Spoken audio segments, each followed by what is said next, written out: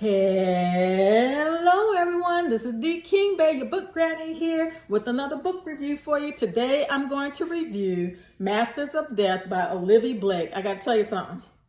So this is my second recording of this. First time I thought I hit the record, but it didn't record. I'm like, ah! But it's okay.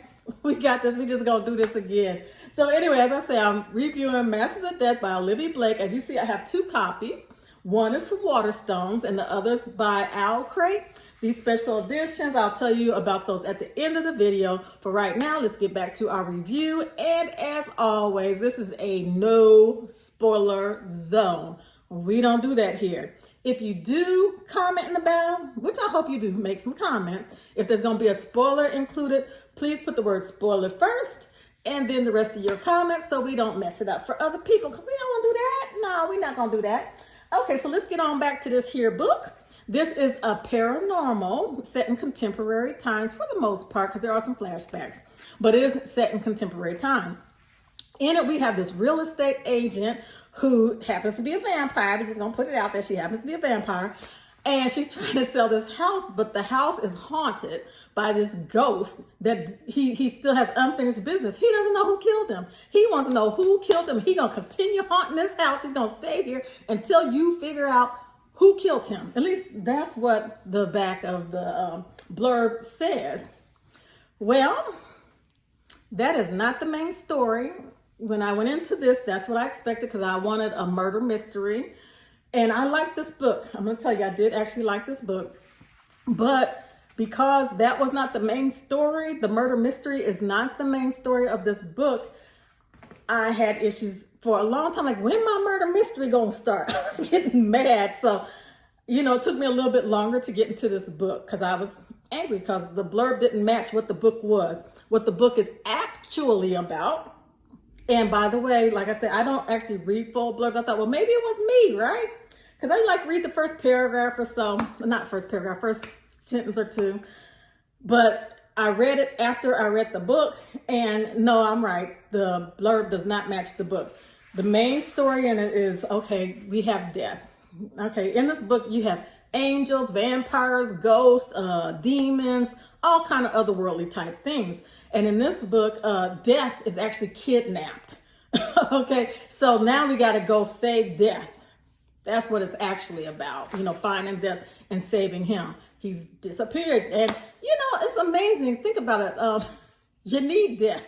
You know what I'm saying? People do die in this book. You're either going to go to heaven, hell, or somewhere. So death is the kind of one that, hey, he goes here, he goes there, that type of thing. So if you lose death, it's going to be a big old backup. It's going to be some problems. So that's what happens, basically. So anyway, like I say, let's get back to the book. I really did enjoy this book after I figured out that it was not a murder mystery. In it also, another thing, when you have a murder mystery, a lot of times it's plot driven. You have more action. This happens, that happens, more action. Whereas this book is actually a character driven book. Don't get me wrong, a murder mystery can be a character driven book, but they're usually more plot driven, like things happen. Whereas character driven is more about developing the characters. So when you go into this book, go into there knowing, one, it's not a murder mystery. And number two, is character driven. So you're not going to have all that action going on. It's more of a developing of the different characters. Okay.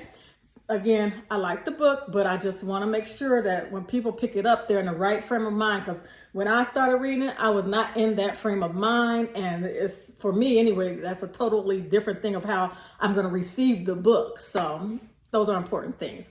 Like I say, in it, when they're off to try and find death, you get Vi. She's the real estate agent I told you about. That story does tie into Death's disappearance, so it ties in. It is a subplot that's needed, don't get me wrong, but there are also several other characters in here. And like I say, there are demons and angels and reapers and humans and all kinds of different types of creatures. And they're about, I don't say, 4 or 5 that tie directly into Death's story. So since this is a character development, you're going to get more character development than just Vi, you're going to see the development of other characters too, how they progress and things like that. So I think it's very, very, very important that you realize what this book is. This is not some action-packed murder mystery where we're finding out this mystery, okay? This is literally a character-driven. And I know I keep saying it, but yeah, I was very disappointed. And like the first half of this book, I was salty. I'm gonna tell you the truth, I was so salty because yeah, that wasn't cool. But it turned out to be a good book, you know, once I let that go. So go in there with the right frame of mind is all I'm saying. It is a good book. And like I say, it's actually about Death gets kidnapped and now they got to go find him and save him. So let's talk about my limited editions. And like I said, I do recommend it. Recommend this book. I did like it's like my favorite book.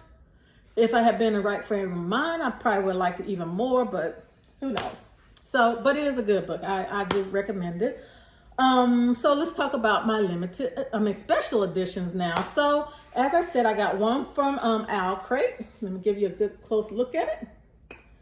And I got one from Waterstones. Here's Waterstones. Ooh, too close. There we go. Okay, so let's look at Owl Crate first. I'm going to take off the flap jacket for you. The dust jacket, I call it flap jacket, you get the point. So here we go. I actually kind of like this. See, let me show you something. See how nice it is? Now it looks like it's a puppet. So I kind of like that. That's pretty cool, huh? Okay, and they actually have an alternative. So there you go. This is Owl Crate again. This is the alternative flap jacket. So you can turn it inside out and flip it around. It's like the little characters that are inside the book. So that's nice. Let me set this down somewhere so it doesn't get in the way. Now let me get the dust jacket off for Waterstones. Waterstones, it looks similar to the original cover. And there is no alternative. See, no alternative. But that's okay. Okay, so now let's look at the hardcovers. Owl Crates is very detailed. See that? You got little sickles on there that represent death. You have a little cat on there, which will make sense as you read the book. A feather, which will make sense as you read the book. All apple, which will make sense. When I first got this cover, I looked down like this. I'm like, I hope these little things mean something. And every little item on there actually does mean something in the book, so that's good. Waterstones, they are not famous for doing alternative covers for your hardback. So let me just go on and show you the rest of Waterstones. This is their spine, and this is the back. Okay, they didn't do anything extra, but that's okay. Like I say, still got a good cover. So this is Owl Crate, the spine, and the back is the same as the front. Okay, now let's do the edging. On the bottom is Waterstone and the top is Owl Crate.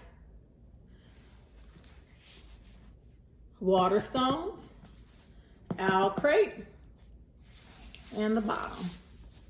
Whoosh! Owl Crate, Waterstones. And I will say for the edging, I prefer the Waterstones because you know I love my edging, right? As you see, I love the edging, right? For the covers, of course, I like the Owl Crate better. So now let's look on the inside. And for dust jackets, I actually like the inside cover. There you go. Can you see it? For Owl Crate better than the other ones. So I like it. They're all nice though. Let me put this back over here. We don't mess up our little thingy doos. Okay. So now let's look on the inside. This is Owl Crate. This is the end page. The end page at the front and the back are the same for Owl Crate. It's little portraits of the characters.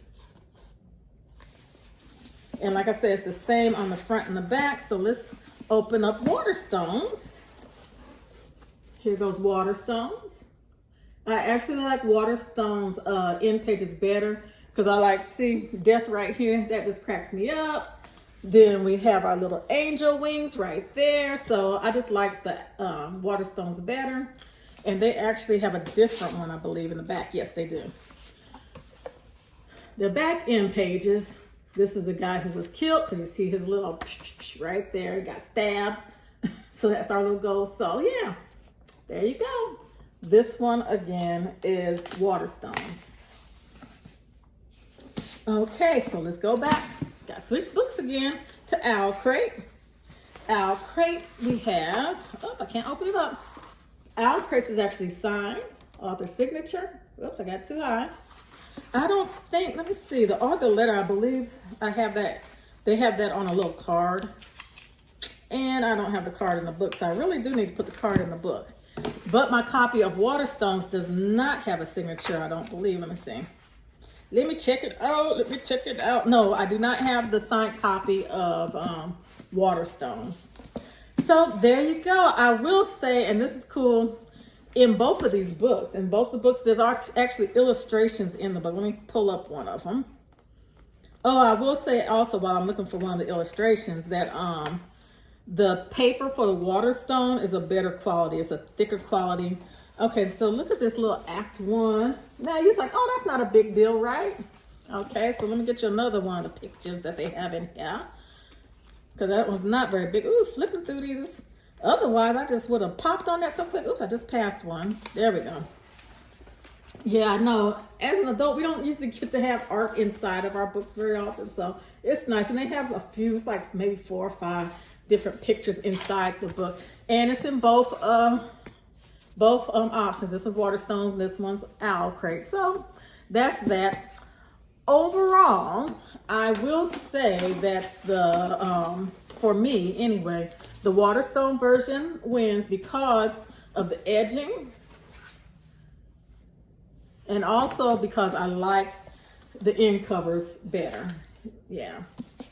So that's that for those, for our special editions.